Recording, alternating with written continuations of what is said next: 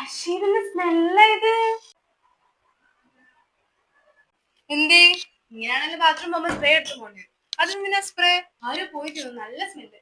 ആ, നോമ്പല്ലേ, അപ്പൊ നല്ല സ്മെൽ, ദഹനക്കേടുള്ളവർക്ക് പോയി കഴിഞ്ഞാൽ സ്മെൽ ഉണ്ടാവാനുള്ള ചാൻസ് ഉണ്ട്. അപ്പൊ നല്ല സ്മെൽ ഉണ്ടാവും. ആ, ഒന്നാമത് വെള്ളം മര്യാദക്ക് പോകുന്നില്ലല്ലോ വയറ്റിലേക്ക്, അപ്പം സ്മെൽ ഉണ്ടാവാനുള്ള ചാൻസ് ഉണ്ട്. പിന്നെ അതുപോലെ നോമ്പായതുകൊണ്ട് ഭക്ഷണക്രമങ്ങളെല്ലാം തെറ്റിയില്ലേ, അപ്പോഴും ഇതുപോലെ സ്മെൽ വരാൻ ചാൻസ് ഉണ്ട്. പിന്നെ എന്തെങ്കിലും അസുഖങ്ങൾ, ഈ IBS പോലെയുള്ള അസുഖങ്ങളൊക്കെ ഉണ്ടെങ്കിലും സ്മെൽ വരാനുള്ള ചാൻസ് ഉണ്ട് ബാത്റൂമിൽ പോയി കഴിഞ്ഞാൽ. പിന്നെ അതുപോലെ എന്തെങ്കിലും ബാക്ടീരിയ, സാൽമണല്ല പോലെയുള്ള എന്തെങ്കിലും ബാക്ടീരിയൽ ഇൻഫെക്ഷൻ എന്തെങ്കിലും സ്മെൽ വരാനുള്ള ചാൻസ് ഉണ്ട്.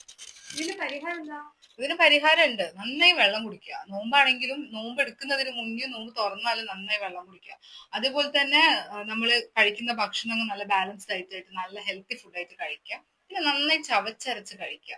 നല്ലോണം തുപ്പിലൊക്കെ കൂട്ടി നന്നായി ചവച്ചരച്ച് ദഹനം നടക്കാൻ വേണ്ടി തന്നെ നമ്മൾ നന്നായിട്ട് കഴിക്കുക.